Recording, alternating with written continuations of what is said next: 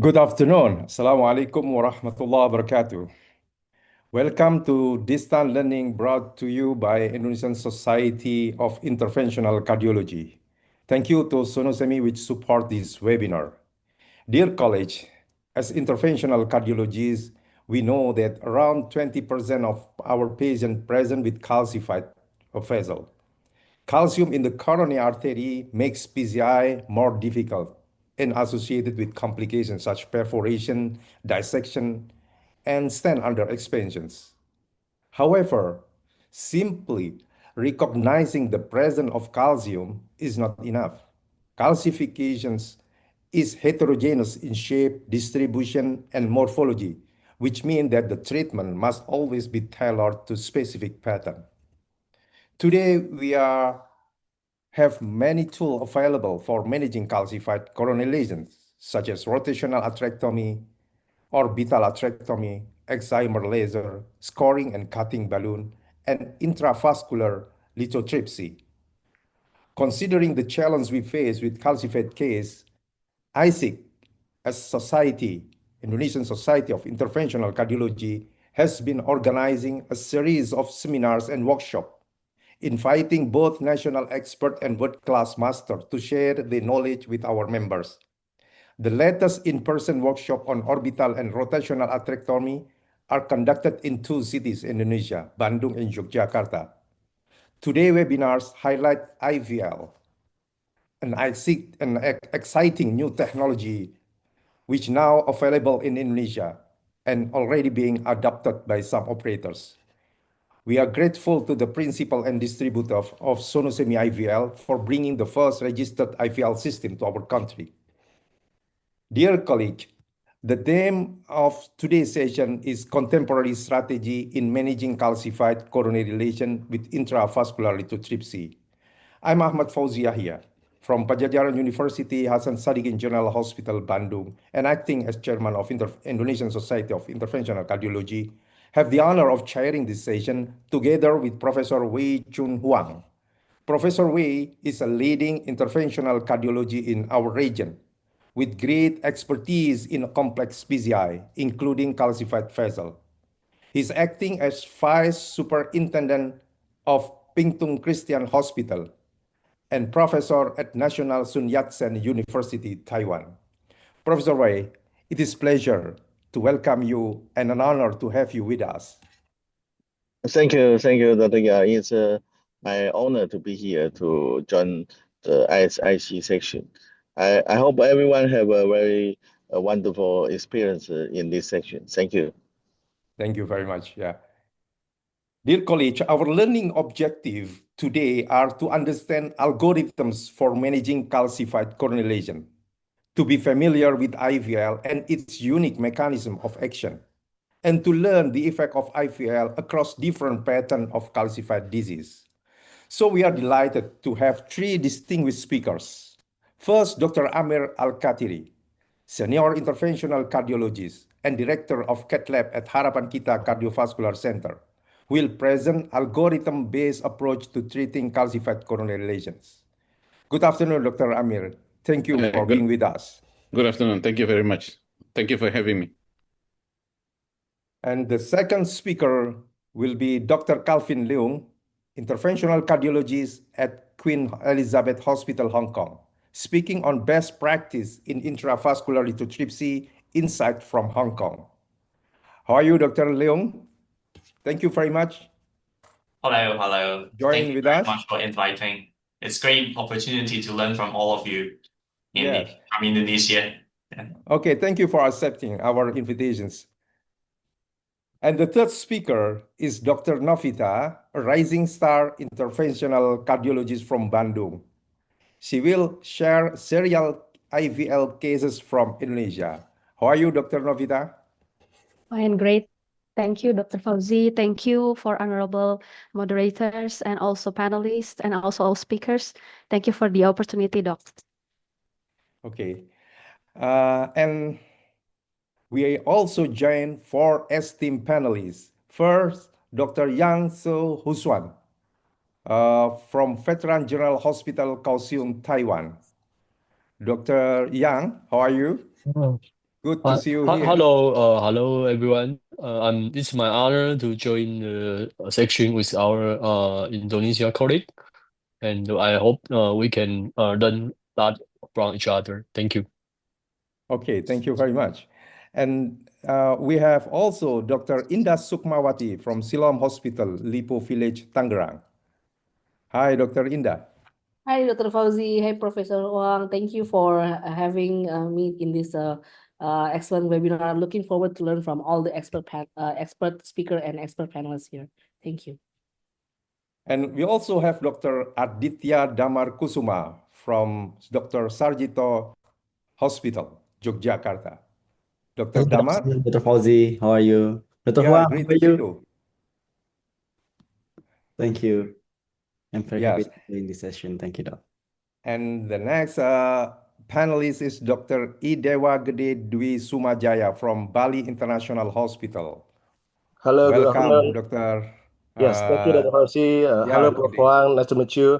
My name is Suma. Actually, this is honorable for me that I'm being invited to this wonderful event.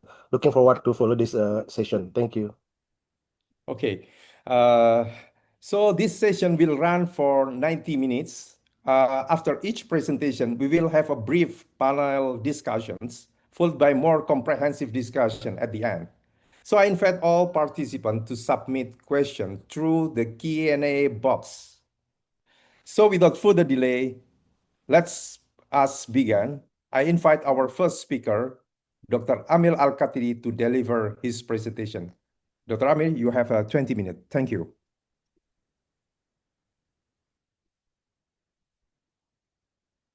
Yes. Assalamualaikum warahmatullahi wabarakatuh. Good afternoon. Thank you very much for picking all the speakers, the panelists, and also the committee. Thank you very much for having me. So today I would like to share with you regarding the basic of algorithm-based approach for treating calcified coronary lesion. As our moderator, Dr. Fauzi, mentioned that calcified lesion from the core lab studies showing that 30% of all PCI are actually calcified, with 8 to 10% being severely calcified. Although sometimes in our angiography, we cannot really see clearly which patient is calcification. Sometimes we know during our ballooning that our ballooning have a dog bone and cannot really expand. And the high-risk patient profile that usually have this kind of lesion is the elderly, of course, patient with diabetes, chronic renal failure, and a patient with history of a previous bypass. And of course, this why this is very important topic, because this is a problem for us. This is a primary driver of procedural failure. Not only that our balloon cannot really expand, but also we fail to deliver the stent. And also there is some dissection or even perforation if we really force our balloon to really expand. And also, even after we put our stent, we have a problem with the stent under expansion, thrombosis, and restenosis. So, of course, from the type of calcific lesion, we know that there are many type of calcium. There is a nodular calcification, there is a superficial deep calcification, and even the new one is, I think, from the latest few years in in journal article showing not only the is calcific nodules, but there is a variant of eruptive calcific nodules and also non-eruptive calcific nodules. If you see here, there is a very irregular shape for the eruptive calcific nodules.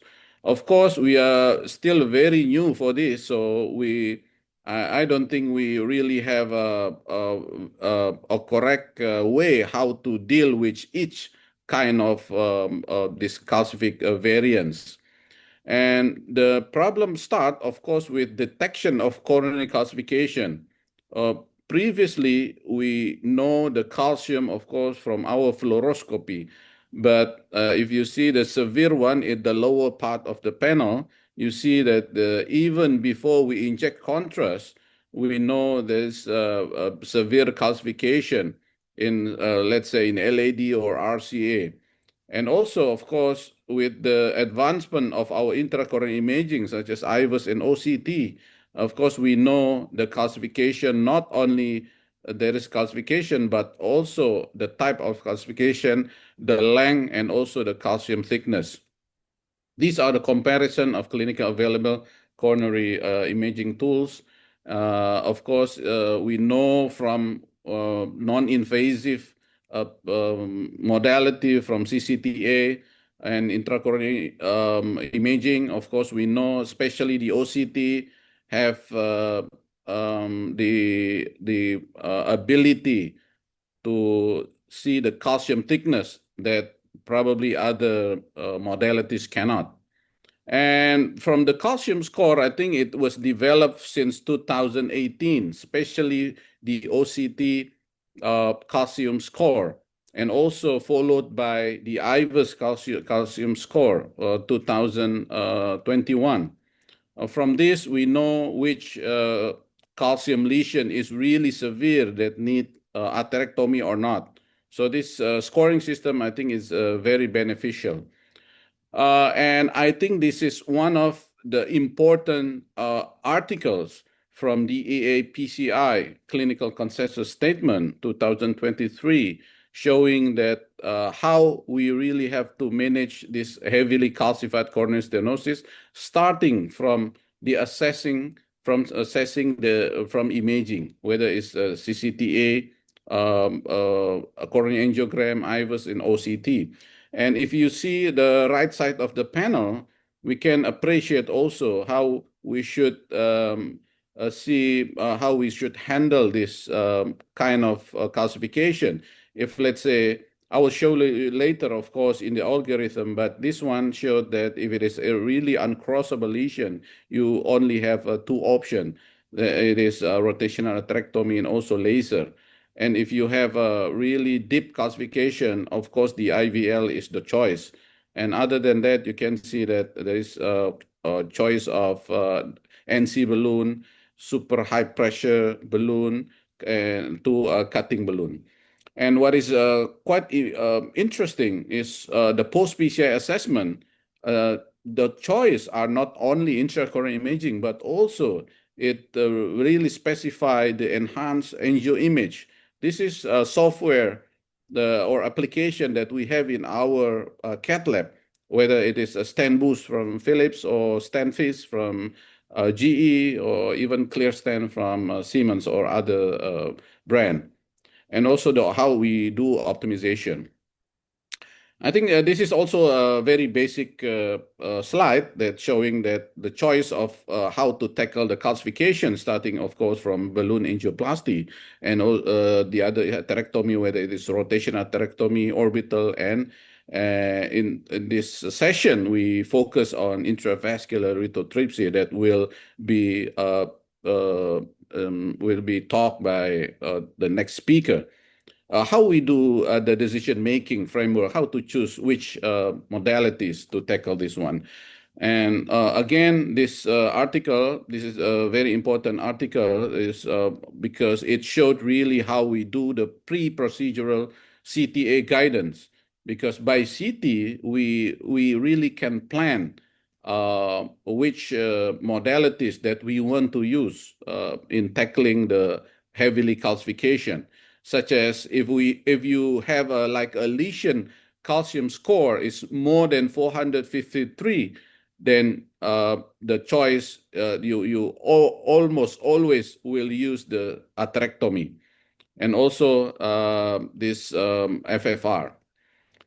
What is quite interesting for me is in this article they have two algorithms. The first is the algorithm for tackling calcification if you don't have intravascular imaging.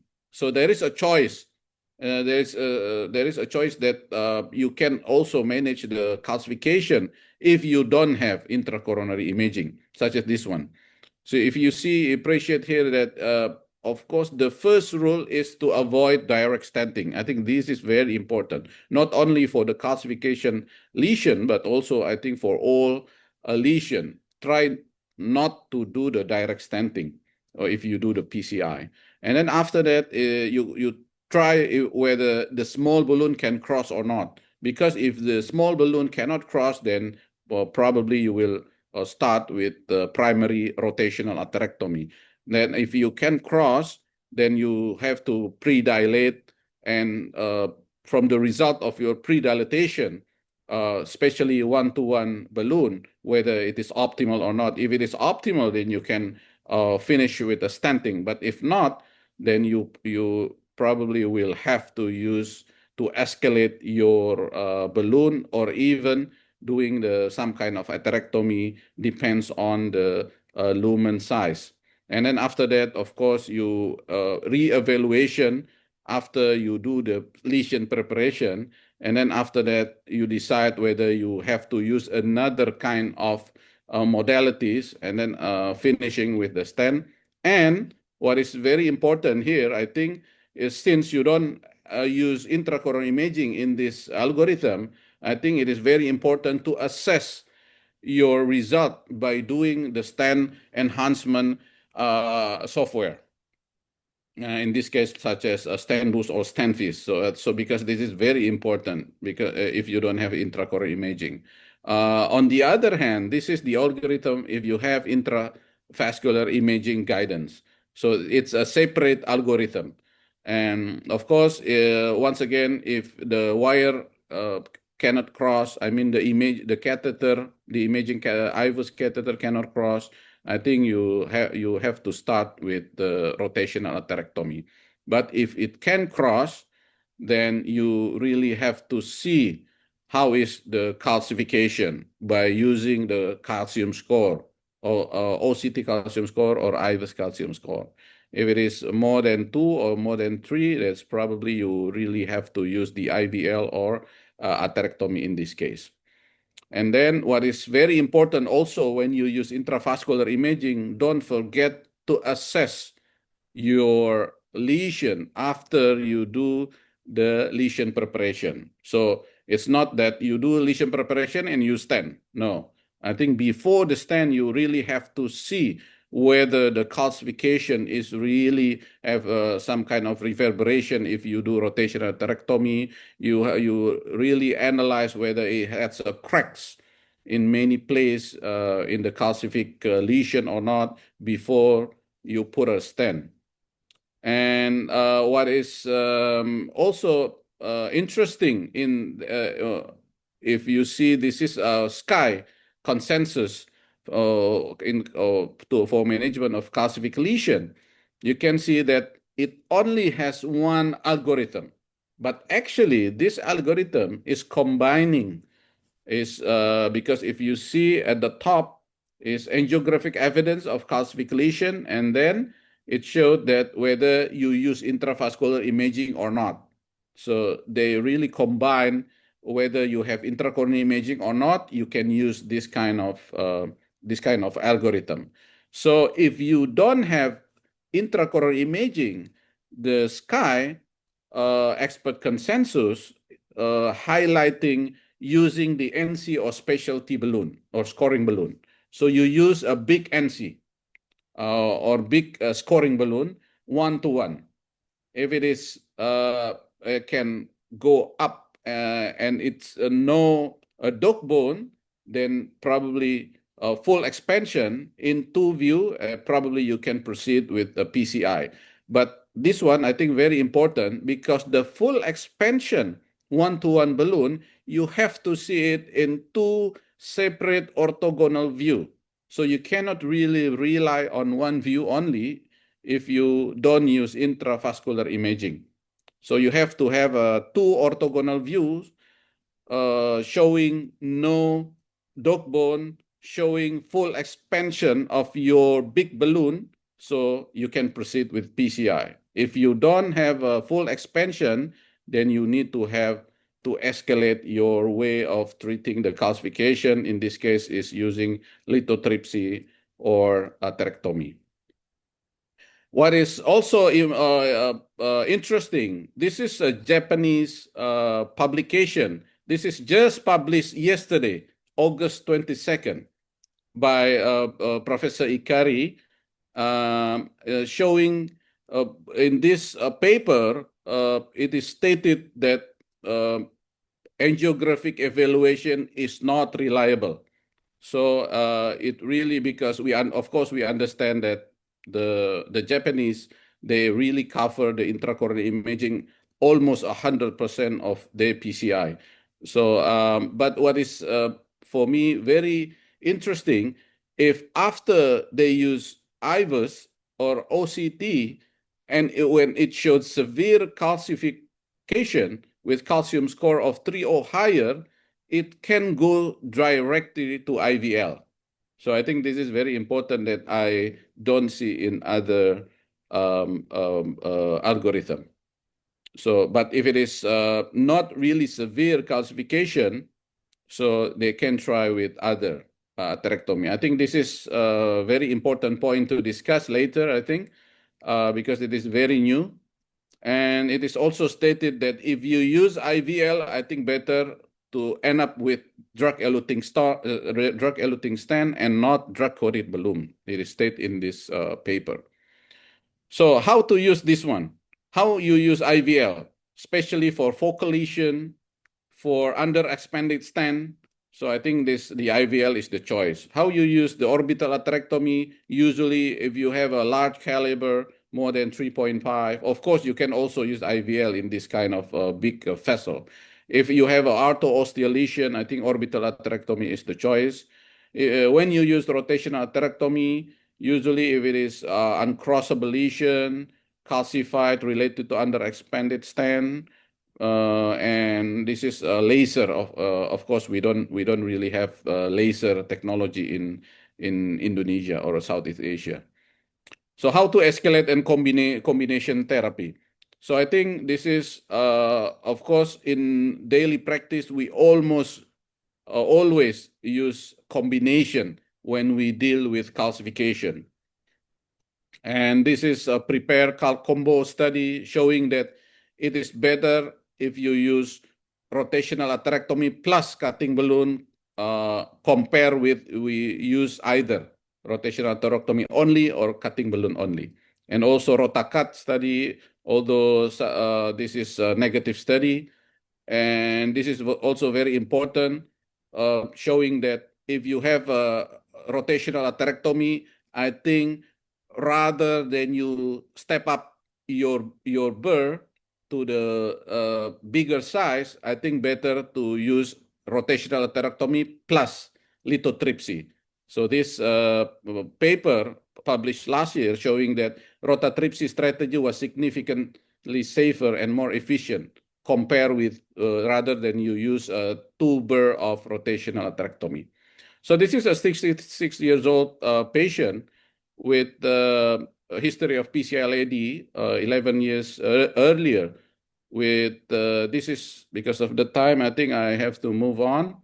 And if you see here, the C81 FD with LAD, you can see the calcification and diffuse disease of the proximal LAD and the normal RCA. And you can see that the intracoronary imaging from the IVUS showed the MLA is only 2.85, so less than 3 mm square with the IVUS calcium score of 2. You can see that the calcification is, I think, it's not really 360 degrees, but definitely more than 100 to 270 degrees in a few areas. And then because it's a big vessel, and there is also the stent there, so the choice is intravascular lithotripsy IVL, because from the IVUS showed there's a big vessel, then we use the 3.5/12 to meet LAD. You can see here, you can appreciate that even the IVL cannot really open, but of course this is a 4 ATM, and then we open up again 3 cycles, and then you can see that up to when you go to 8 ATM, another 2 cycles, it can open up very nicely. And this is the evaluation. In here, we can see some crack here. I just move on. This is a scoring balloon. After we use lithotripsy just to make sure that it is really open up and ready for stenting, 3.515 open up nicely. And up to even, I went even up to 22 ATM for this case. And then finalized with 3.5 overlap with the previous stent. So after that, we do evaluate with the IVUS. If you see the angiographically looks okay, the distal LAD, but from the IVUS shot, it's some disease there. So we prepare again 2.75. You see that here 2.75 NC, and then this is a kind of a hybrid approach. We finalize this patient with a 2.75 40 drug-coated balloon for the distal part of the stent, and then post-dilate again to the stented to the stent segment. And then this is the IVUS post final IVUS, and this is also the final angio. It's showing its a nice result with the just type B dissection, which is acceptable with no flow limiting. So I think, ladies and gentlemen, I think intravascular imaging is very important. Even in some algorithm, if you don't have intravascular imaging, I think you still can handle calcification as long as you stick with the rules with 1-to-1 NC with a full expansion. And the second is, I think, uncrossable lesion, you almost always need rotational atherectomy because you cannot really insert the IVL or any other device. And the last is, I think, very important, how you combine all the strategies. You cannot really use just IVL or just rotational atherectomy. I think most of the time you really have to end up using combination to, especially for the most complex lesion. Thank you very much. Thank you very much for Dr. Amir. Very wonderful lecture, which comprehensively presentations on the step-by-step management of calcified lesion. You clearly outlining both the various existing algorithm and most current approach. Dr. Amir, could you give a brief advice to the operators who don't have access to intracoronary imaging when dealing with calcified lesions? Yes, thank you. In such a case, how do the operator decide when it is safe to proceed with the treatment and when it is to stop? Yes, I think very important question, Dr. Fauzi. If you see the last publication of Euro intervention, it showed there is a Lilly registry for IVL in the French. It is very, surprising for me because when I read it, they only use 15% of intravascular imaging for using IVL. So it's okay. yes, in the Europe. Yeah, it is published just I think last month. So if you see the penetration of intravascular imaging, I think is quite low in many places. Even in the US, is very low. I think in Japan, in Taiwan, in Hong Kong, it's probably quite high, like Korea also. But I think in some part or many parts of the world, it is very low. So I think answering the question back again to the algorithm, I think if you have a NC balloon or scoring balloon, I think you have to use a 1-to-1 scoring balloon. If it is not fully expanded, it's probably you can proceed with the IVL or other atherectomy. So I think you have to stick with the rules. 1-to-1 NC balloon. Okay, thank you very much, Dr. Amir. Let's hear from Professor Wei. Oh, yes. Yeah, Thank you. Professor Wei, could you tell us how the Taiwan doctors usually handle calcified lesions? Do Yes, you thank have you. your own approach or do you follow one of the global algorithm? And how when you deal with the coronary calcified without available intracoronary imaging available? Please. Thank you, Fauzi. Thanks for Dr. Amir's excellent talk. Actually, in Taiwan, we have many tools to use in the calcified lesion. Previously, we use a rotor and also cutting balloon for the calcified lesion. And in some of center, we have laser.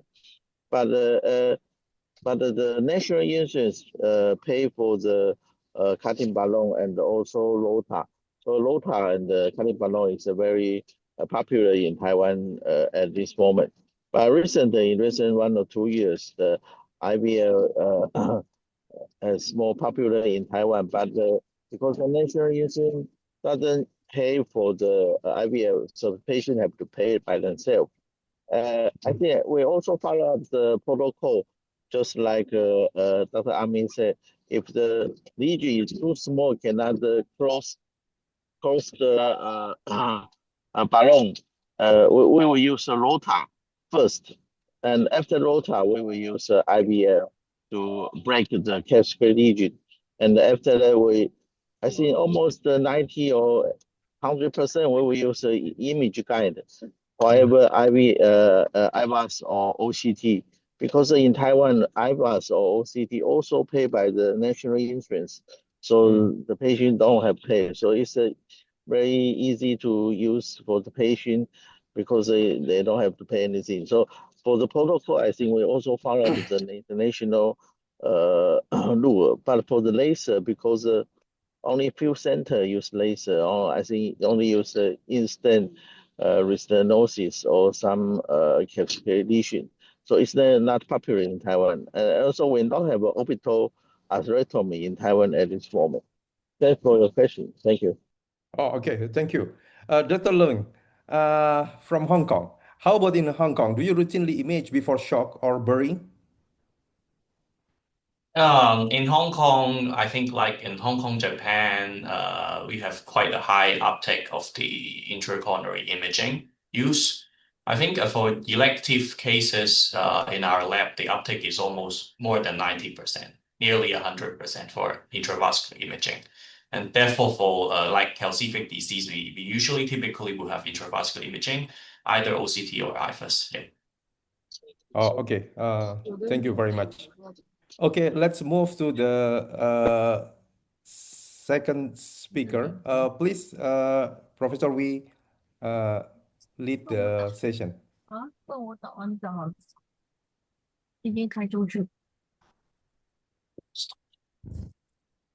Can you hear me?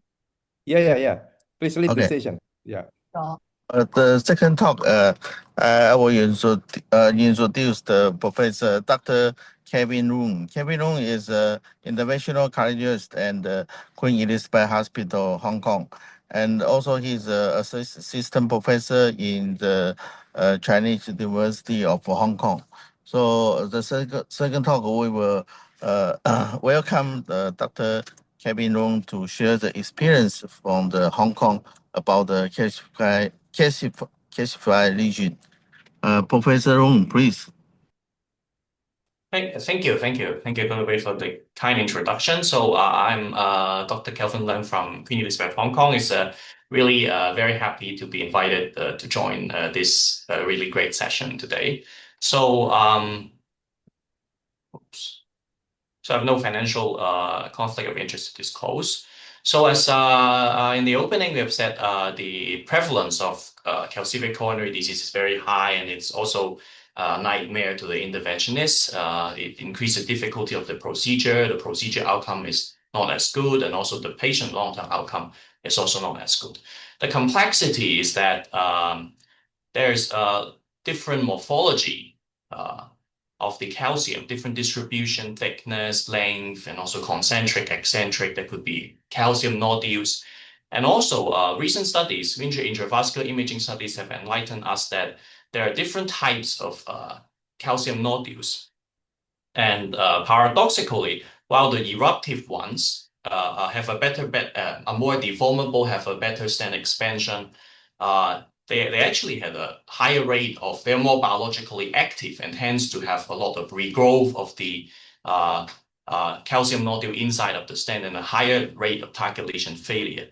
So, so calcium disease is actually very heterogeneous and very complex, and coupling with that, we have a lots of different types of devices. Then it becomes really hard for the interventionists to see actually how to best utilize these devices in each situation. So the intravascular lithotripsy is, I think, a very good technology advancement, because we have been using intravascular lithotripsy for a few years.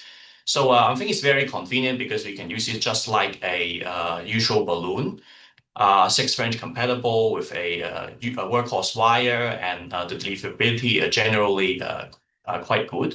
And one good thing is that we do not need to inflate the balloon to so high a pressure. We just need a smaller inflation pressure, and then we can get a calcium cracking effect while specifically having be more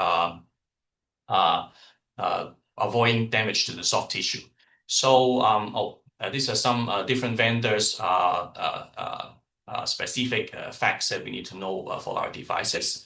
So I think in terms of treating the calcium device, that as the previous speakers already mentioned, that we follow an algorithmic approach. We assess calcium, we then determine the calcium modification strategy based on the anatomy, and then after modification, we need to reassess if we have an adequate calcium preparation before we put in DS or DEB treatment, and then after putting in the same, we need to reassess to see if we need to further optimize. So this is already covered in the last, so then we need to have we can have multi-modalities to assess calcium. For example, for angiographic assessment, we have some basic information like location length, whether we have one side or both sides of the vessel have calcium. And importantly, we need to see whether the calcium line on the inter or outer curve of the vessel for the interventionist, because that will tell us if the wire bias, that may give us an idea of whether the wire bias is likely to be good for the atherectomy devices.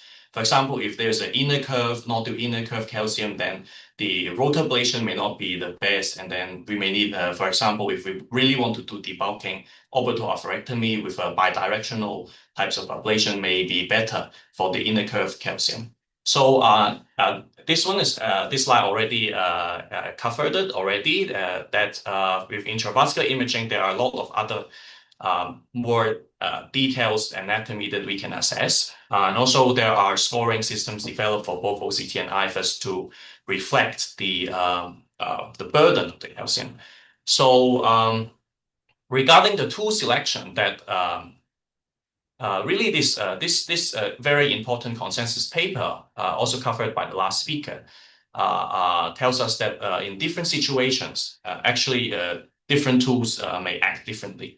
So I think one important thing for the intravascular lithotripsy is that I want to add is that from an intuitive point of view, when we, for example, use balloon inflation, when we face eccentric calcium, we may feel that usually for example, intravascular lithotripsy balloon, because it delivers circumferential acoustic wave, it may be intuitive to think that it may be less effective for eccentric calcium.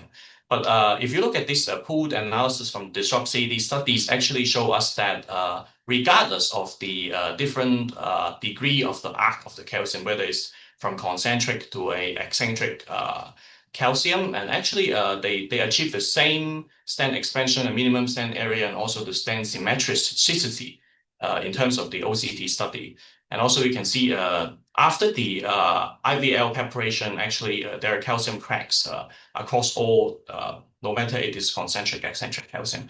So I think, in my opinion, that there are quite a lot of factors we need to consider to see which devices is the best. Just like as previously mentioned, if it's uncrossable lesion, we will also use atherectomy devices first before we consider intravascular IVL. And also we need to look at the wire bias, because atherectomy devices are heavily dependent on wire bias, while if we use intravascular lithotripsy balloon, actually we do not need to consider the wire bias, because a sufficient size balloon is going to have as long as we have a contact with the wall, it's okay, regardless of the wire bias. But this is actually a very important point when considering using intravascular lithotripsy, and also whether it's superficial or deep calcium, because we know that deep calcium, we don't have much modalities to treat those calciums, but rather IVL may be a good choice. But for superficial calcium, if the burden is not too high, actually there could be other choice or available, like other balloon-based lowering cutting that we may consider.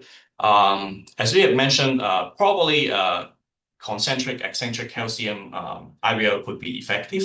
One thing is for a very large calcified nodule, that because IVL cannot provide a debulking effect. So even though we may be able to modify the calcium nodule, and also importantly, the surrounding superficial and deep calcium sheets with a IVL, the very large mass of the calcium nodule usually may also affect the stent result. So usually we still need some form of debulking for these anatomy. So afterwards, we will assess the adequacy of the preparation by angiogram, multiple views. Orthogonal view is very important, because we may be seeing eccentric calcium that is opening in one view but not opening in another. And also intravascular imaging. I think, in my opinion, we routinely use that to assess the calcium.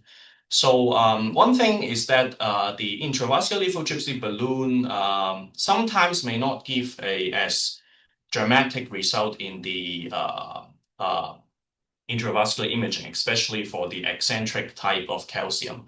But if we look at histological studies, we can see that there are sometimes microfractures that are probably beyond the resolution of the current intravascular imaging devices, and also the deep modification that may be obscured, or we do not have enough depth to see these deep modifications during intravascular imaging. So post-stenting, we need to assess again, as have previously mentioned. So this is the algorithm already covered by the last speaker. So I focus on some real-world case examples from our experience. So let's go to case one. It's an 81-year-old male patient, hypertension, diabetes, non-smoker, presented us with refractory angina with a fair ejection fraction, and then we have done a CD core showing an extensive calcified left LAD disease. So I can tell you that this is a diffuse, eccentric, concentric, superficial plus deep calcium. So we are going to see how the different devices actually act on the calcium with intravascular imaging. So this is the angiogram. I'm sorry for the resolution, but you can see that actually there's a very long diffuse calcific disease of the proximal distal area, and also the lesion is very tight. So we tried to cross imaging catheter, but the imaging catheter was uncrossable. So and also we see that there's an inner curve, very large eccentric calcium burden. So we decide to use an orbital atherectomy first in this case, both low and high speed run to modify. So you can see this is after the pullback, after the orbital atherectomy. You can see that luckily that the wire bias here quite okay for many of the segments, and we did have a debulking effect to some of the calcium. But so we can see this is after orbital atherectomy. We have some obvious OAS debulking effects across the distal to the proximal, but you can see we still have concentric calcium in many of these places. So then you can see this is, we decide to further modify by intravascular lithotripsy. So you can see this is at the start. At the start, we see an obvious dog bone, and then we continue to deliver pulse. And you see gradually it opens with more and more shockwave pulse. So it's important to observe the balloon expansion of the IVL in multiple views to ensure a good expansion. So this is the pullback after the intravascular lithotripsy. So I'm going to show you some representative images. This is what you're going to see after the intravascular lithotripsy. You can see that there are calcium cracks, superficial cracks, and also deep cracks lumen gain, and also dissections. So this is what we expect to see in a concentric calcium. And if we see these sorts of multiple cracks, we know that we are doing good preparations. And also even in this part of eccentric calcium, we also see superficial cracks, deep cracks, and dissections, and also quite an okay lumen gain. So we know we can proceed to stenting in this case. So this is the angiographic result after stenting, and also post-adaptation. So let's see the post-stent result here. You can see, I think the stent expansion okay, and also we get a quite symmetrical. I'll show you some representative images. You can see this is after the OAS initially. After the intravascular lithotripsy, we get lumen gain and also multiple calcium fractures. They're important to see. We get a good angiographic balloon expansion as well. And by these, we know we're having an adequate calcium preparation, and therefore we proceed to stenting, and post-stent, we get a good lumen gain and a symmetrical stent expansion. Look at the eccentric calcium side. You see, this is an 270-degree calcium. In this, we also get cracks and dissections, lumen gain, and also the stent result are fair, and I think it's quite symmetrical also. So case 2, a very thick eccentric calcium disease, 55-year-old male, hypertension, obesity, present as non-STEMI, and CD coral, the severe calcium LAD disease, creatinine normal, ejection fraction good. So you can see this, I'm sorry for the resolution, but there's a very deep and even probably some calcium nodule over the mid-LAD segment right here. So it's a very thick inner curve calcium also. So this is the not the tightest part, but I show you the one of the image of the thick eccentric calcium at this site. So after the initial, we try to debulk this eccentric calcium with orbital atherectomy by pulling back so that it stays on the inner curve to try to debulk. But you can see that actually the wire bias is not that good, because it's keep debulking over here. So actually it's difficult to touch the other parts of the calcium. This is a problem of the atherectomy, is that many of the times it could be limited by the wire bias. So this is after the intravascular lithotripsy. I think in this case, it's not as prominent result as the last case for the eccentric calcium, but there are still some dissections that we can see, and probably some cracks, some superficial cracks, or no, maybe it's obscured here. But overall, the effect was not as prominent. But sometimes we already have IVL, and also the wire bias is not good for atherectomy, so there are not too much we can do. And also, if we continue to do a high pressure inflation with this eccentric calcium and high pressure, it could be quite dangerous, because it could cause a perforation at the other side of the vessel. So we decide to proceed to stenting. So this is the result after stenting. I think it's not as good as the last case, as you can see, for the very thick eccentric calcium. But we get a quite good stent lumen gain, but the stent symmetricity is not as good as the last case. So I'm going to show you the last case. This one, 84-year-old non-STEMI presentation. EF was 45%, and this one is a very complex left-main triple vessel disease, and was refused CABG and referred to us for complex PCI. So this is a impaler-supported cases. So you can see a very complex distal left main calcium problem. So let's see, first of all, we need to see the angiographic calcium anatomy. You can see there are calcium both sides, protruding nodule from the circumflex sides. What we do is that we try to wire both vessels. The LAD is easy to wire, but the circumflex, because of the calcium nodule deflecting the wire, actually the direction is very challenging to wire the circumflex. So what we do is we do a rotational atherectomy first to debulk, and also to cross the LAD first, and also debulk some of the calcium nodule. And then after debulking the calcium nodule, actually the direction of the wire improve. But still we need a Gynex tool to puncture some of the calcium tissue into the circumflex. So afterwards, after we have wire across the circumflex, we again do some debulking with another rotational atherectomy run. So let's see, this is the pullback from LAD and circumflex. So you can see there are heavy calciums and also a protruding calcium, sorry. heavy calcium and also protruding calcium nodule here. So what we do in this case is that we proceed to do intravascular lithotripsy to both of the vessels. So you can see this is after the intravascular lithotripsy.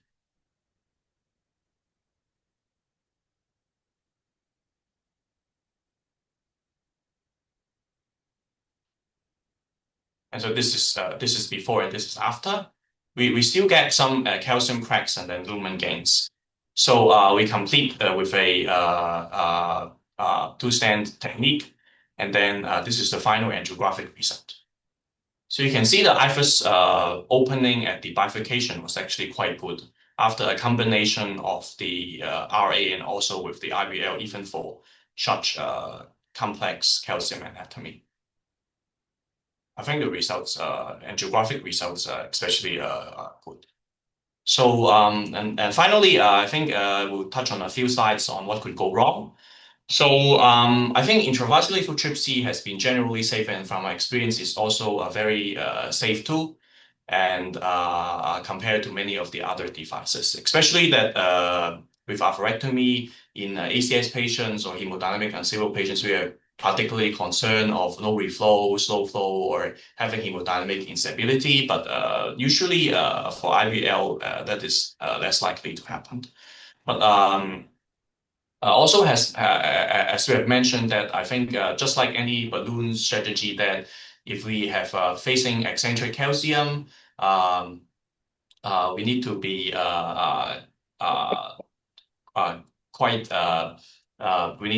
quite aware that if we are seeing eccentric calcium and then we do not oversize the IVL balloon, we should carefully size the IVL balloon, because it can still cause perforation in these cases because of the weak wall on one side and the calcium on another side.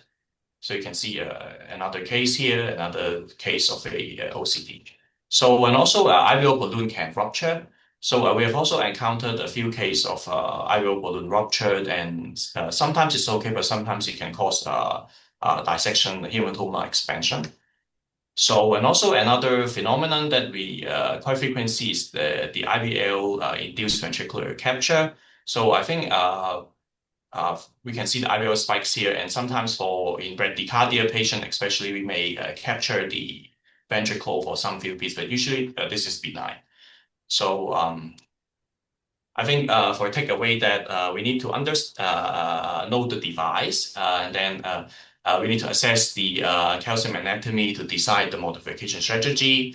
I think IVL could be useful for like a superficial deep calcium and also concentric eccentric calcium, and also useful for situations where there is a poor wire bias that is difficult to modify with atherectomy. And we need to combine with other tools in many cases, like a crossable lesion, a very large calcified nodule that we need some debulking as well. And sometimes you may not need IVL. For example, we have a low burden superficial calcium, and also we have a low IVUS OCT calcium score. We may fall back to balloon-based strategies or scoring cutting. So we need to assess the adequacy of calcium preparation with both angiography and also intravascular imaging before we go on to stenting. We assess post-stenting and also beware of possible complications and also the risk factors that they could occur. Thank you very much. Thank you. Kevin, thank you so much for your talk. Before the next speech, can I ask a question about the first two cases? Thanks for your sharing three very good cases. For the first and two, you use orbital atherectomy and IVL together. Can you just use IVL without orbital atherectomy? Is there a difference of use two combination or just one IVL? Thank you.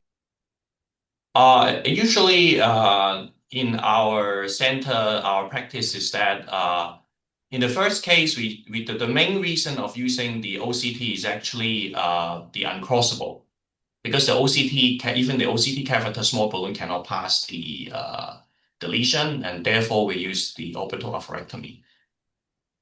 I think in case where it's not uncrossable, then we may fall back to using only the balloon and also the IVL in most of the cases. Yeah, for that. Unless we have a very large protruding nodule that we need to debulk, then we will still debulk first in most of the scenario, even we can cross. Yeah. Thank you for your experience. So we still have a discussion after the third topic. So Dr. Fauzi, would you introduce the third speaker? Yes, the third speaker is Dr. Novita. She will talk about the serial cases of from Indonesian point of view. Dr. Novita, please. Thank you for the introduction, Dr. Fauzi. Thank you for the opportunity. This afternoon, I would like to share our serial various IVL cases in Indonesia. The first case is male, 69 years old, with diabetic mellitus type 2. He still experienced angina despite of optimal medical therapy and already underwent the LAD PCI using orbital atherectomy and implanted one DAS. The LV systolic function was normal, and we plan to do the staging PCI to RCA. This is our target vessel RCA. We can appreciate it here from the coronary angiography. There is a severe calcified stenosis at the proximal mid part of the RCA. And we also conduct the analysis using VFFR, and the result was 0.79. That means that there is a severe stenosis and significant stenosis in the proximal mid part of the RCA. Based on the algorithm for calcified lesion that Dr. Amir had already mentioned and explained to us all, based on coronary angiography, if we found moderate to severe calcification, and then we have or we recommend to do intracoronary imaging using OCT assessment to assess the calcium burden in the lesion. We did the predilatation using SCB balloon 2.5.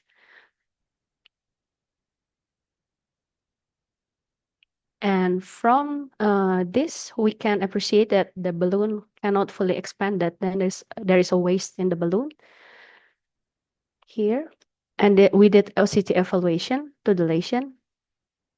And the OCT evaluation results shows us that there is thick and deep calcification. The thickness is more than 1,000. And the calcium arc is more than 270 degrees.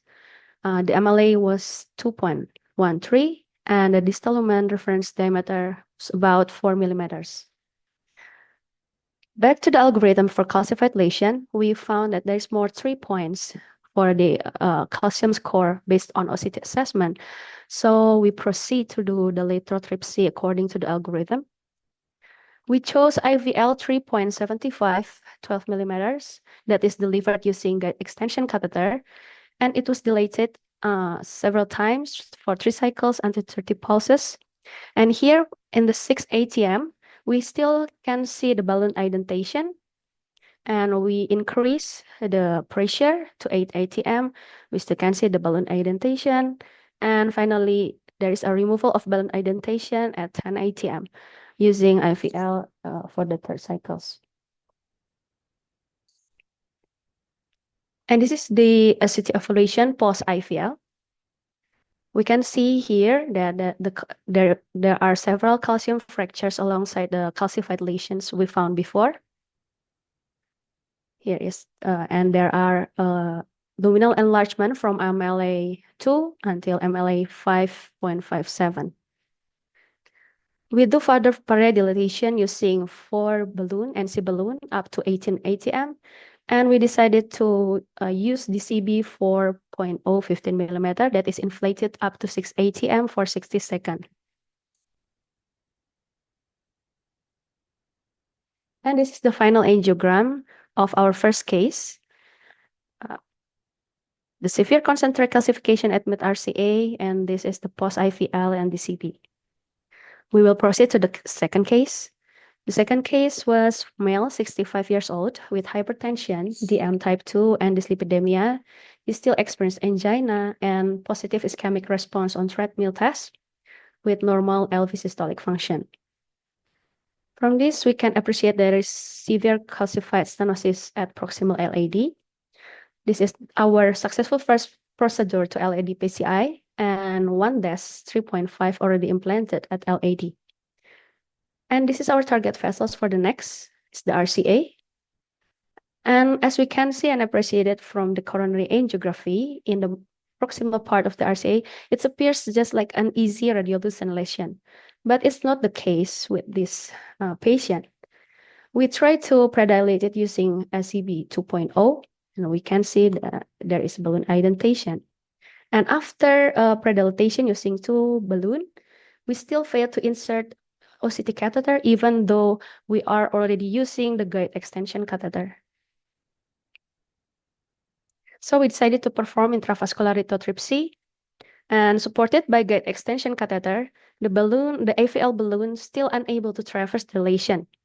But we found that the distal emitter of the IVL already reached the target lesion. So we decided to perform halfway IVL using 3.5 balloon and 6 cycles. We applied 6 cycles to the lesion. And after 6 cycles, the OCT catheter can successfully traverse the calcified lesions. This is the OCT evaluation post halfway IVL.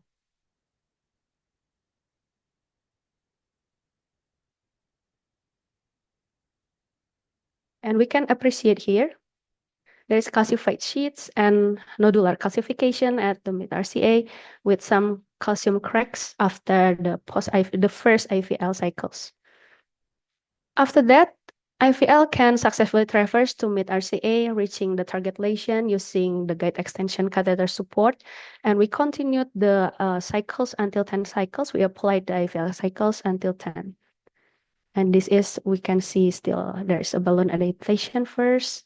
And after the completion of IVL, we can see there's a removal of balloon indentation. We perform another OCT evaluation post-IVL.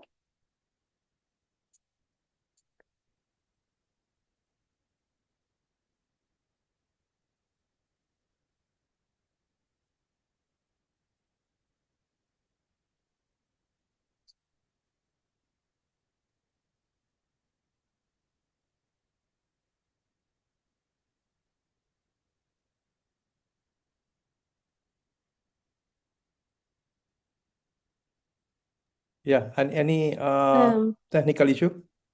Yes, sorry, there's technical problems. Okay, just go ahead.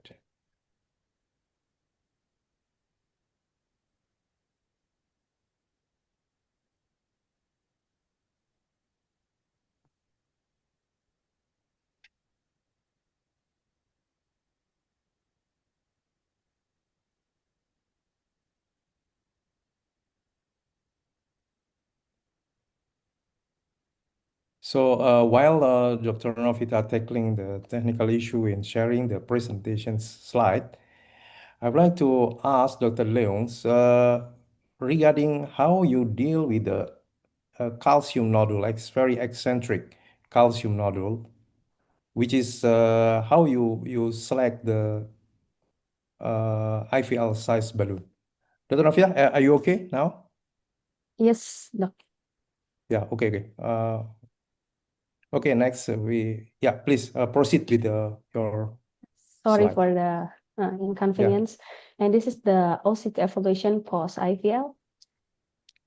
We can found that this disrupted calcium nodules with luminal enlargement and some dissections in this evaluation.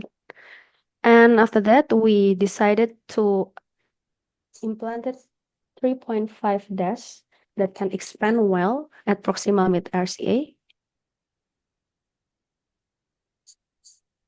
The stent is fully expanded angiographically. And we also perform the OCT evaluation post-stenting. We can appreciate here there is slight malposition at the distal and the mid, and in the proximal it's quite. So we decided to post dilatation it using NCB 3.5 15 millimeter at high pressure. The balloon seems to expand it well, and this is the final angiogram. This is the pre-PCI with nodular calcification at mid RCA, and this is post-IVL with 1 DES at mid RCA with, I think, the good results. So this is the summary before IVL, and we found the MLA is 2.11. Post-IVL, disrupted A nodule with lumen enlargement, and post-10, the stent well expanded with MSA 6.35. And for the third case, the final case is male, 58 years old. The risk factors is obesity and dyslipidemia. He still experienced angina, and there is an episode of non-sustained VT. Positive ischemic response on treadmill tests, and he also underwent CCTA that reveals severe stenosis at proximal LAD with normal LV systolic function. This is the highlight for the LAD and the bifurcations. We can appreciate that there is calcification at the LAD and the bifurcation. This is the RCA that seems normal. This is the LCA coronary angiography. We can appreciate it here that is severe stenosis, severe calcified stenosis at proximal LAD. And the location is in the angulated vessels and near the bifurcation to the big diagonal tube. This is the IVUS evaluation of this patient.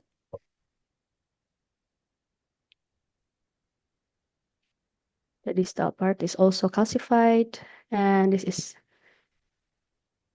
right at the bifurcation. We found the thick and eccentric calcification and favorable wire bias, thick and eccentric calcification at bifurcation. And because of the thickness, we can also find reverberation behind the thick calcification. So we decided to perform orbital atherectomy, ATN 120 kRPM, antegrade and retrograde approach to the LAD. And this is the post-orbital atherectomy IVUS evaluation. We can appreciate here that the MLA increased from 3 until to 4, and there's several calcium fractures alongside the distal part of the LAD. And then we decided to perform another plaque modification using IVL 3.5 for 2 cycles at the distal part and 8 cycles at proximal mid LAD. And then we run another IVUS evaluation after IVL. So this is the journey. After orbital atherectomy, the MLA is 4, and it's increased after IVL to 4.3. And we see the multiple calcium fractures happens especially at the distal part of the LAD. We decided to perform a stenting using gel balloon SCB 2.0 10 mm at the diagonal with a stent 3.5 24 mm at LAD. And after that, we perform rewiring to D2. And then after that, we do the IVUS evaluation post-stenting. The MSA appears to be 6.3 mm, and the distal part seems okay. And we did the post-dilatation using NC balloon 3.5 until 14 ATM. And this is the final IVUS.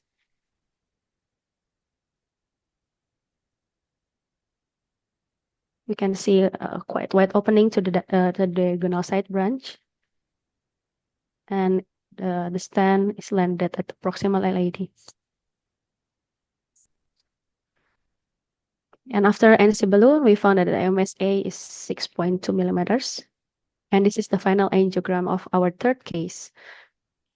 And this is for summary. Pre-IVL, the MLA is 3.3. Post-orbital atherectomy, it's 4.0. And post-IVL, it increased and 4.3. And we can see the multiple calcium fractures also at the distal part.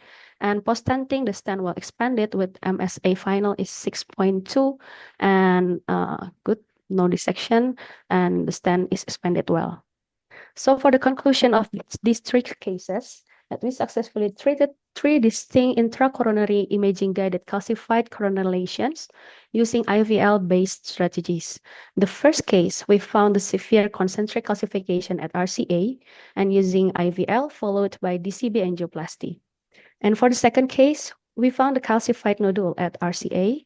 We treated it with IVL and also DES implantation. And the third case is severe eccentric calcification at proximal LAD bifurcation. We treated it with orbital atherectomy, then followed by IVL and DAS implantation. This is all for my cases. Thank you for the time and opportunities. Oh, okay. Wonderful case. Thank you very much, Dr. Novita, for sharing the case to us. And also, we are very enthusiastic seeing the case that presented by Dr. Leung, which showed a very tough cases. There are some key question from the participants.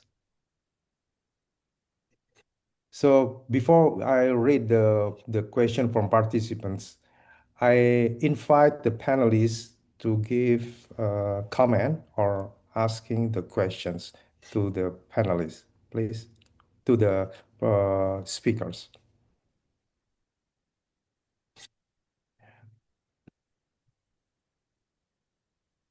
Yeah. Dr. Yang, Yes. do you have any question for the section? Thank you. Okay. Well, I have one question for Dr. Novita. Regarding the second case you present, I think it's got a wonderful final result, but in the OCT we can find the lesions look like erosive calcification. Even after you using the IVL, the erosion still present in the calcified nodule. And why don't you choose the DCB for this kind of patient? Why you choose the DS for this kind of lesion? Because I think the erosive calcified nodule, the standing result is always not so good. Can you answer me that? Yes. Yes. Please, Dr. Novita. Thank you, Dr. Tse-Hsuan Yang. Let me answer it. For the second cases, we already performed 2 times IVL. And for the final result after IVL, we found that there is disrupted CA nodules with the lumen enlargements. It's more than 5 millimeters. And then we also found dissections. So it's a little that's a severe dissections. That is a little bit too risky for us to leave it behind with DCB, Dr. Yang. So we decided to put an implant DAS there. So how is your experience regarding the erosive calcified nodule when you put a stent? Because in my personal experience, the erosive calcified lesions also get a protrusion into a stent, and it's the main leading cause of the in-stent stenosis. Yes. Because the eruptive CA nodule, we all know that there can grow, but in the first OCT evaluation, it is not the virgin lesion, Dr. Yang. It's already we already do IVL, so it's difficult to say that it's an eruptive CA nodule or not. And for the sake of the safety, after we found very big and very severe dissections with a good luminal enlargement, I think the best way is to put a stent there instead of DCB to minimize the complications also. I think like that. Thank you. Maybe there is another insight, maybe for another And the moderators other, and speakers. I think the other point, the patient presented with chronic coronary syndrome, the lesions is already there for a couple of months before. So this is a calcified nodule and treat by the balloon first and then treat using IVL and then assessed by OCT. So hardly to say, but this is a eruptive calcium nodule. How about Dr. Ida? Do you have any question? Thank you, Prof. Huang. Actually, I have a question for Dr. Amir and Dr. Kelvin. if you don't mind me asking two questions. First, Dr. Amir, how do you reconcile the need for stepwise, cost-effective care with the precision promised by imaging? And also whether we should actually move IVL earlier in the algorithm, like the Japan algorithm earlier that you mentioned, or because it also shows safety even in elderly and also in left main. And another question for Dr. Calvin, do you have any input on the pitfalls of using IVL, especially in tortuous vessels, for example, like the LCX, and whether there's any another trick or to use it effectively. Thank you. Okay, thank you, Dr. Indah. I think one important note for the IVL compared with the previous technology to handle the calcification is the IVL is a balloon. So I think that this is very important because the learning curve, when we talk about the atherectomy, whether it's rotational or orbital, is we need time to learn. We need time to learn, and then the complication and other things. So I think for every interventional cardiologist, they can use IVL confidently rather than they have to learn and then have another proctoring session with the rotational atherectomy and also orbital atherectomy. So I think the IVL is, I think, very important technology for us in Indonesia and also in other countries, because I think it is easiness to use the balloon. And the issue is, of course, the cost and also the insurance, because the government insurance in our in Indonesia, I think, doesn't really cover the IVL, but because of the cost. And the other thing, for combining the modalities, I think it depends on how you have the technology. In my practice, I think for heavily calcification, we almost always combine rotational atherectomy with scoring balloon or cutting balloon. So I think because this is very important lesion preparation before you put a stent. So I think I think if I think the cost issue is solved in Indonesia, I think the usage of the IVL will be huge, because the easiness to use the IVL. It's just inserting the balloon, right? Compared with atherectomy. Thank you. Thank you. Thank you for the question. So the question is, if there is any particular pitfalls when we deal with tortuous vessel anatomy during the use of the intravascular lithotripsy balloon. I think that the profile of the IVL, honestly, obviously is not will be less more difficult to deliver compared to a usual NC balloon. So deliverability could be an issue. So but in general, actually it's just a balloon, so we can still use other tips and tricks to deliver a balloon into tortuous vessels. And sometimes if it's very difficult to deliver because of the calcium and also plus the tortuosity, plus some poor guide support, we need to improve the guide support. And then if it's still very difficult, we may need to do the atherectomy first. And then I think usually after the atherectomy, even for tortuous vessel, I think usually it's quite okay to deliver. Yeah. Thank you. Thank you. Yes. Any comment from Dr. Damar, please? Yes, thank you, Dr. Fauzi. Thank you for giving me opportunity to ask. Can I ask for Dr. Calvin and one small questions to Dr. Novita? So for Dr. Calvin, in your first IVL case, did you maintain the balloon inflations at like 4 atm, or did you escalate the pressure further when we see the expanded balloon? And could you please share to us your approach to inflation strategy and whether you find stepwise pressure adjustment to be beneficial? And for Dr. Novita, I think it's only small questions. For the third case that you presented, is there any judgment why did not you change the strategy for using OAS? Because you already opened the OAS, right? So any judgment why you're using IVL after OAS in the third case? Thank you. In the first case, I showed the continuous cine video. Actually, that it was all along in a 4 ATM, and the expansion is seen when it's due to the effect of the acoustic wave rather than an increase in the balloon inflation pressure.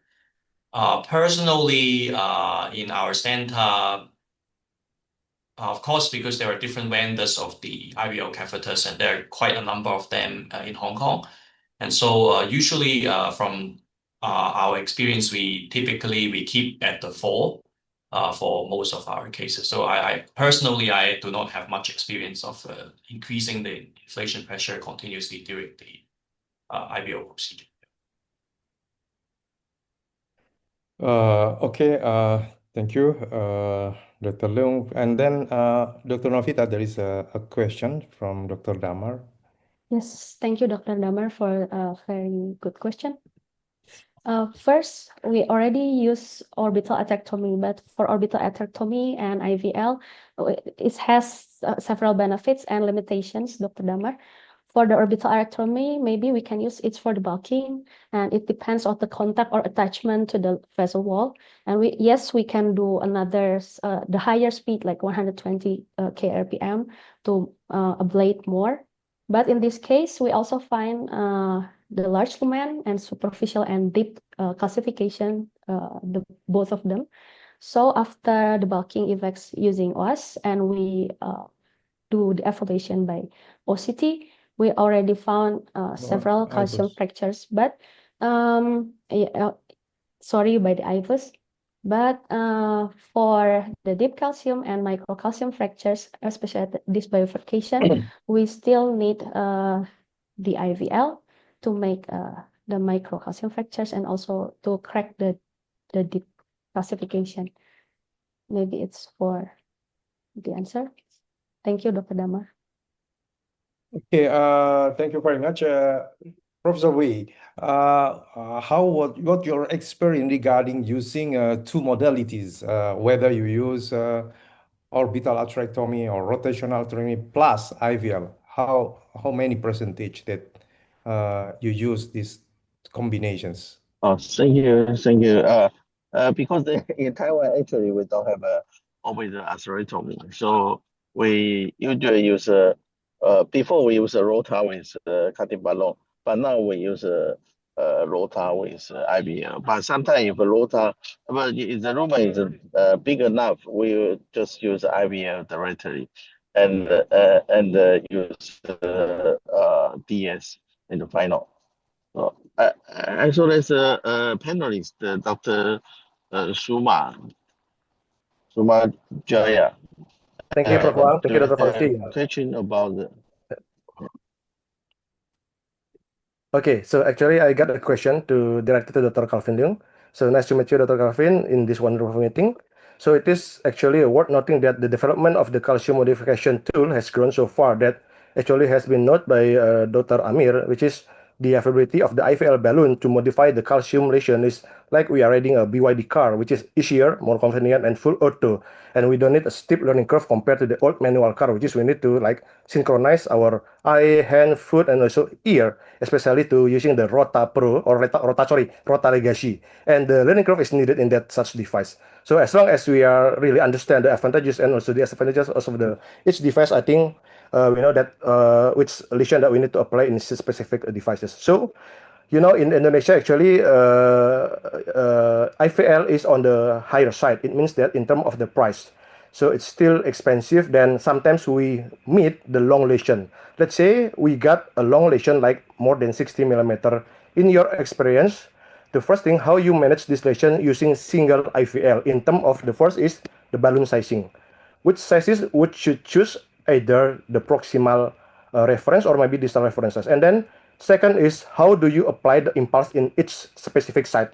It means that in what type of lesion that you need more pulses, or maybe in specific or in either way that you maybe need less pulses. Then do you think that you need to finish all the pulses in single go, or maybe you keep it just several pulses later? And then the third thing is that if you are got already expansion from the angiographical from the angio with the two view or orthogonal view, do you think that we need to evaluate the IVL result by imaging, which is either IVUS or OCT, or we just go straight by the cutting or scoring balloon? Because we know that the things that it cannot be done by the other debulking agent, let's say that OS and also the rota, it is the microfracture, which is even the OCT more than, I think, less than 30% or up to 30% cannot also evaluate the microfracture is there. So yeah, what do you think in your experience, Dr. Kelvin Leung? Thank you. Thank you for the questions. So I think the first thing is in case there's a cost concern, and then there's a long disease of calcium that we need to treat. Sometimes we cannot open too many IVL balloons, obviously. I think one important thing is that it's always the anatomy assessment that dictates strategy there.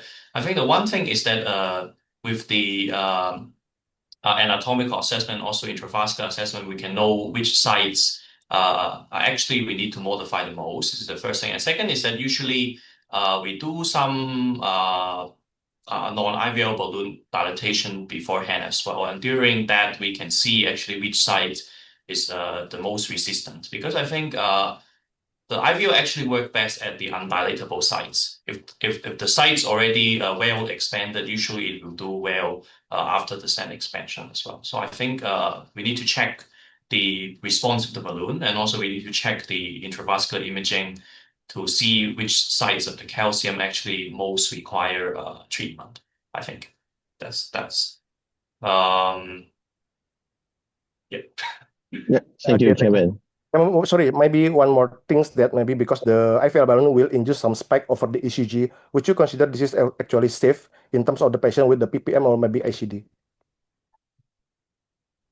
You mean the patient was on pacemaker? Yeah. The person was on the patient. I think from our experience, usually it is fine. Yeah. Because it's quite transient and it usually doesn't cause major issue. I think it's benign. Okay, thank you, doctor. Okay, I think we are approaching the time, but before we are finishing our webinar, there are some questions from the participants. First, from Dr. Alvin Brilliant Budiono. He asked about which imaging do you prefer in calcified lesion, IVUS or OCT? How about Dr. Calvin Leung? What you prefer to use it? I think it really depends on quite a lot of factors. I think from the comprehensiveness of the calcium assessment, OCT generally did a bit better, especially on assessment of the calcium thickness. And sometimes but usually in our lab that the lab time was actually quite sometimes a very busy lab time. And actually, usually we think that the IVUS actually we can do it sometimes much more. Yeah. Shorter time. Yeah, and also in unstable cases, left main cases, we also usually tend to use the IVUS as well. I think it's mainly for these reasons, and honestly, even on the IVUS, sometimes we get quite a good assessment already, I think, for most of the cases. For me. Yeah. How about Dr. Prasavi? What kind of imaging that you use more? Yes, in Taiwan, both IVUS and OCT are available for the national insurance. Yeah, so actually, most of people still use IVAS more, but because of OCT, not every center have OCT, and the OCT you have to inject capsules. If a patient have a poor renal function, maybe difficult to use the OCT. But for me, I see OCT image is better than IVAS. We can see more clear for the cascade lesion. So I think both two is good for assess the calcified lesion. Thank you.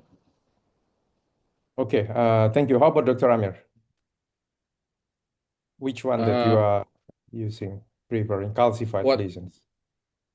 Yes, I think for practical issue, I think whatever available in our cath lab, I think we use it. Yeah. But for practicality, I think IFUS is better compared with the OCT. But for good visualization, of course, OCT is the winner. Okay, But thank you very much. Yeah, please. As you will add some more?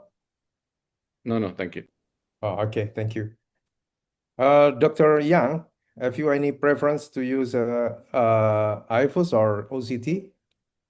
My opinion is just like Dr. Kelvin. It depends on location, depend on patient condition, and if everything suitable for both the OCT, I will prefer the OCT for calcified lesion first, but not all patient was suitable for OCT, I think, because the contrast, the renal function, the lesion location, and the image quality.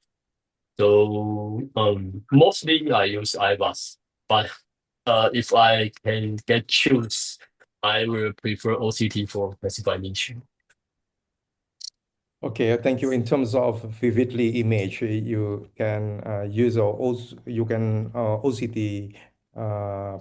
image, which give you some very good image of the calcified lesions and easily to recognize whether the calcified lesion is already cracked or not, and then whether there is some thickness in this calcified lesion, or whether you need to proceed with other modality to make it expand well.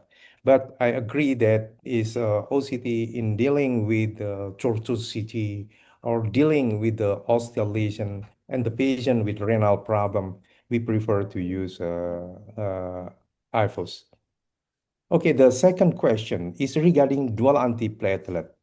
This is a question is asked by Dr. Bayusi Ekaputra. He has two questions regarding 1 month DIPT plus ticagrelor monotherapy strategy, which are suggested in recent guideline. How safe and applicable in this high-risk patient like this calcified lesion? How is the Hong Kong experience or Hong Kong algorithm in giving dual antiplatelet in patient with calcified lesion? Whether you would give a dual antiplatelet 1 month and escalate to a single antiplatelet ticagrelor. Please, Dr. Calvin Leung. In our center, in a routine, I mean, in most of the elective cases setting, stable coronary artery disease patient, even after complex PCI cases, we give 6 months of dual antiplatelet agent. That's our hospital protocol. So in selective case, we may decrease this duration, 3 months, 1 month, depending on the risk of the patient, the bleeding risk, and also the ischemic response of the patient as an individualized approach. Yes, of course, if you are using intracoronary imaging and can measure the stent expansion, minimal stent area, and then the whole stent well opposed, maybe you can use, you can put this guideline to de-escalate the dual antiplatelet to single antiplatelet in particular patient, which is lower risk of lower of thrombotic risk. Okay, and then the other question is how about the usage in IVL in calcium nodule? It is the question put by Dr. Muhammad Andi Yazid. It is interesting when we are dealing with the severe calcified lesions, how to use IVL because the study demonstrated the safety and effectivity of the IVL.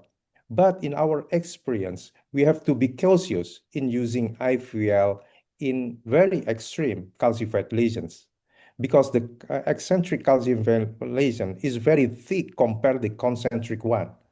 And then if we are using the IVL, what I'm ask you, the speaker and the panelists, based on your experience, how you select the IVL size, whether you select based on vessel size in this extreme, like the second case of Dr. Novita and Dr. Calvin Leung cases, how you select the size of IVL. Because if we are selecting the bigger one, we are quite concerned it make a dissected in interface between fibrotic and severe calcium.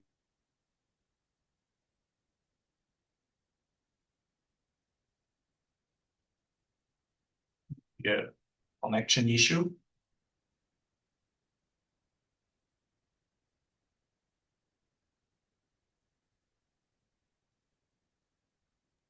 Calvin Uh, Leung? Kevin, Yeah, please, Prof. yeah, Wei. yeah, Yeah. because you haven't finished your question. So what your question to Kevin or There was a connection issue. yeah, We hear what you said in the last 30 seconds. Can you? Oh, okay. How you select the IVL size in very extreme eccentric calcifications, like a calcium nodule? How you select the IVL? Because if you are select based on the study, these are reference area, and then it means that potentially you will dissect the interface between fibrotic and calcified and uh, could be end up with the intramural hematome or perforations. So how we select this IVL size? I think the question is that when we are facing, for example, a large eccentric calcium nodule, then how do we select the IVL size? I think the point is that in these cases, usually it's the large calcium nodule has a very large mass effect. And actually, that very Yes. large mass effect actually makes the vessel unable to accommodate the size of a usual IVL balloon sizing. And although we are inflating at a low pressure, unlike high pressure balloon inflation, we are still running a risk of a contralateral weak side entry or perforation. So I think the key is that if we are seeing such extreme large nodule, is not to use the IVL upfront, because usually these cases could be amenable to some debulking strategy first. For example, with an OAS. Usually for such very large nodule, I would not do an IVL upfront, but I would usually debulk with an orbital atherectomy. And then after the adequate debulking and also getting a more circular shape of the vessel seen in the IFAS or OCT, then we do the IVL to crack mainly to get some more therapy at the level of the calcium nodule, and also importantly, surrounding the calcium. Usually the calcium nodule do not exist alone, but surrounding there are sheets of calcium superficial and deep, then we want to treat those to get a better stand expansion. I think that is a strategy. So you prefer to use a combination treatment in calcium nodule? Yes, because if it's very large, we use balloon-based therapy. In my personal experience, usually that doesn't work too well. Yeah. Yeah. Okay. How about Professor Wei? Do you have such a strategy? yes, actually, I have a same experience, same opinion with Kevin. I agree with Kevin's opinion. Thank you. Okay, but it is important to use atherectomy device in eccentric, and the opposite of calcified lesion is a healthy wall, because doing this atherectomy will have a higher risk to perforate as well. That's why in this particular situation, we have to manage is very cautious, and will be should be treated by the very experienced operator. Yes, you are right. I agree. Okay, and the third question is Dr. Calvin to Dr. Calvin from Dr. Dimas. Could you give us tips on how we can easily cross the circumflex in your second case? Actually, we have quite a number of experience in a very large left main nodule, several cases in our center. I think the experience gain is that there are usually three problems in this situation. The first problem is that the large left main nodule is actually going to have a reduced space. And that reduced space actually makes the manipulation of the wire very difficult, because that reduced space actually limits the movement of your wire. The second thing is that it's always a reverse angle. It's always a reverse angle because of the nodule. The third thing is that the nodule not only causes a reverse angle, but also it actually causes some sort of obstruction. So I think usually if it is very difficult to get both sides of the wire, we will get one side. For example, in our case, we get the LED first. And then the first thing, if it's very, of course, we try briefly that to wire the surface. If it's not okay, we may do a rotor ablation to the LED first. And in our experience, that is usually safe with a rotor. And then after opening up the distal left main space, usually we can direct the wire better, and we can try hydrophilic wires, reverse wiring techniques. And sometimes if not okay, it may be due to obstruction at the osteocert. So as in our case, we may need to fall back to use a puncture wire to puncture through that to the circumference. And usually because the distance is usually quite short, and also the calcium mark the position with a clear intimal path, so it's quite safe to use a penetrative wire in these cases. And then we can do atherectomy to modify. Thank you. Okay, thank you. And then the question for Dr. Amir. How about when we deliver the IVL with the help of body wire? It will also create any scoring effect. So the question put by Dr. Rizky, would you, how when you are using IVL and another wire as a body wire, so it will help the effectivity of IVL. What do you think about it? Yes, thank you. So I don't think there is a study showing that if you use the Yeah. wire with the IVL, then you Yeah, can, yeah. because that's the technology of the scoring balloon. I Yeah, think yeah. the scoring balloon, I think we use a wire to crack the. So if we use the IVL, I don't think we need a wire to do that. Thank you. Okay. Thank you very much. And questions by Dr. Andi Haryanto. For the IVL, do we need one size balloon with the vessel? And do we need nominal pressure? Does higher pressure will produce better result? So I asked the experience of Professor Wei, how you apply the IVL? In which region? Yeah, IVL. Yes.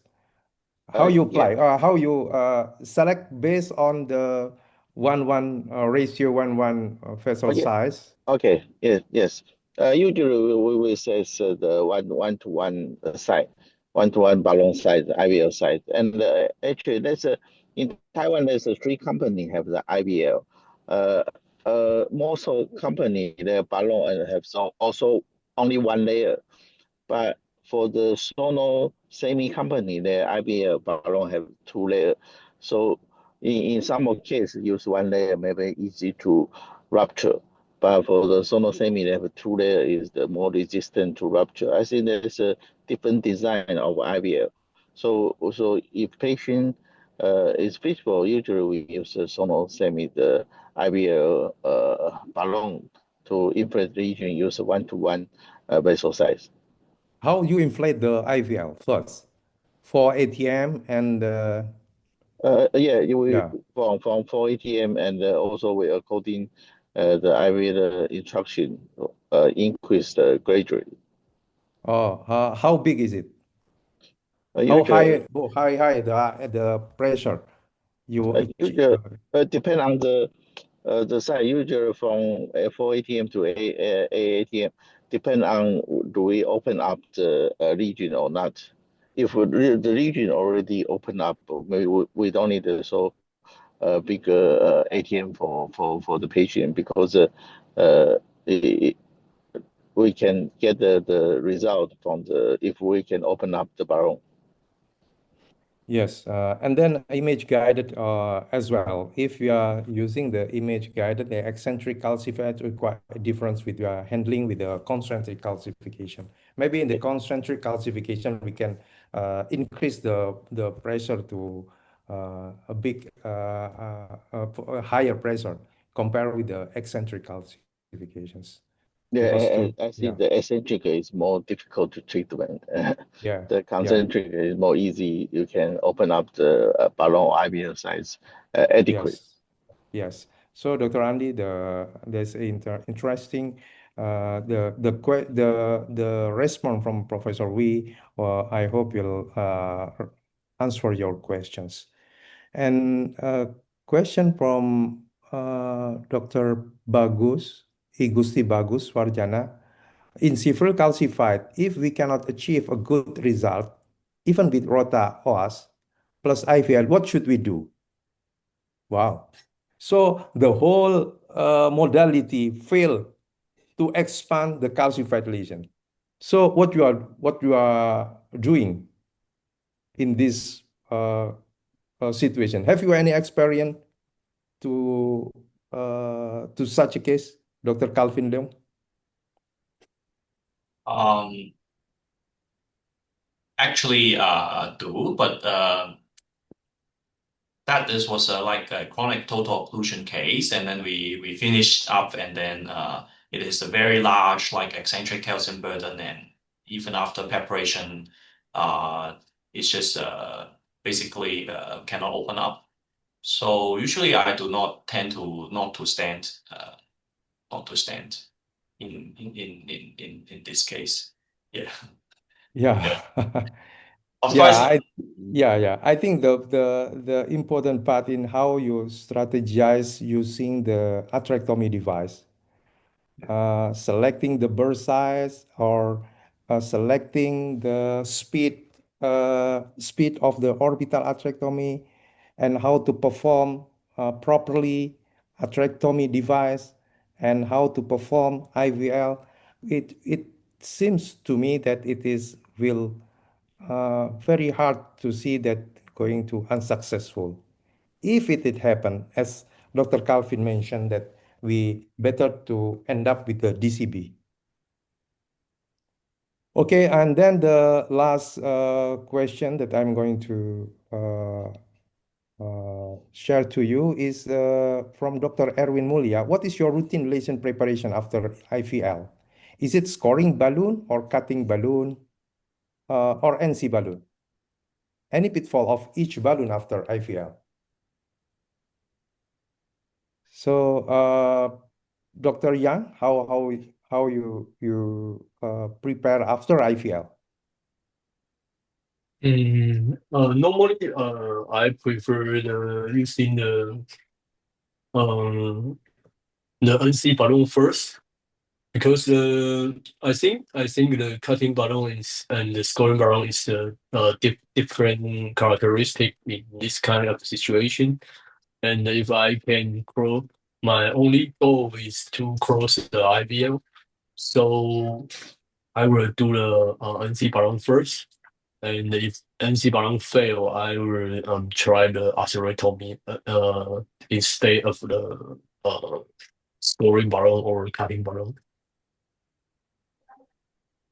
That would be Okay. my answer. Yes.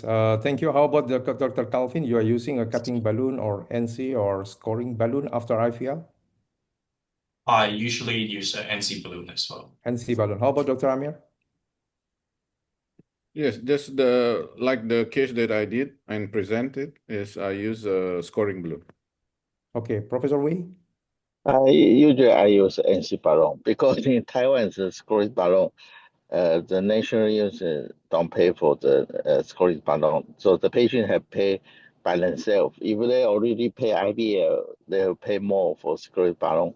So usually, because IVL is strong enough, so we will use NC balloon to prepare before stenting or DGB. Thank you. Yes. Yeah, I myself prefer to use NC balloon because it's already cracked by the IVL. And then we can use a NC balloon to use as a post dilatation as well after stenting. So that's all the question already responded. So we are approaching the end of the webinar. Professor Wei, have you some remark? Yes, thank you, Dr. Fauzi. Thank you all the attending to join the section organized by ISIC for Indonesian Society of Interventional Cardiology. I think this is a very good section talking about the calcification. First, we have Dr. Ami to mention about the algorithm based to treat the calcified coronary lesion. And also, second part, we have an expert from Hong Kong, Kevin Leung, to share the best practice in the IVL from the Hong Kong experience. And also, I saw the Kevin shows the third case, also combined with the Impera to treat the lemon, a very difficult region, lemon and the circumflex LAD calcification. And for third case is third speaker, we have Novita to show the three serious IVS cases. And also we have an expert from Taiwan, the Dr. Yang Zexuan, and also expert from Indonesia, Dr. Ida and Dr. Dama and Dr. Suma. So we have a very nice discussion talking about the calcification. I think maybe we need a more webinar for in the future to share more experience, because I think now some of the issues still unclear. Use a different kind of the combination and to treat the patient.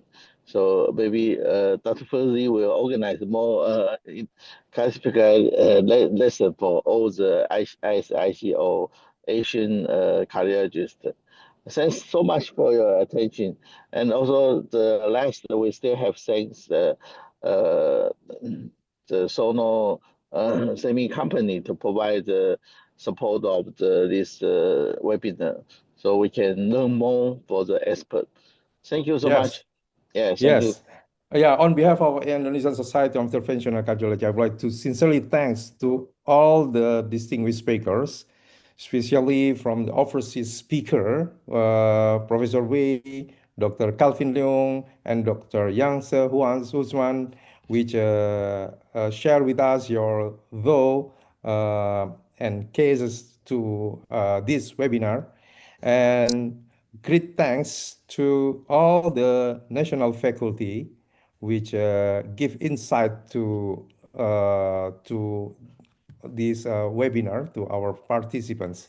So finally, I think I thanks to all participants for joining us today and for your active engagement through Q&A.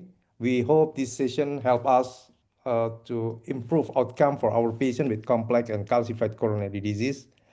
The last but not least, I would like to thanks to the Sonosomi for supporting this webinar. We look forward to seeing you again in our upcoming ISIC educational activity. Stay safe and have a wonderful day. Thank you very much. Thank you. Thank you. Thank you. Have a Thank you. nice Bye-bye. night. Bye bye. Nice. Bye bye.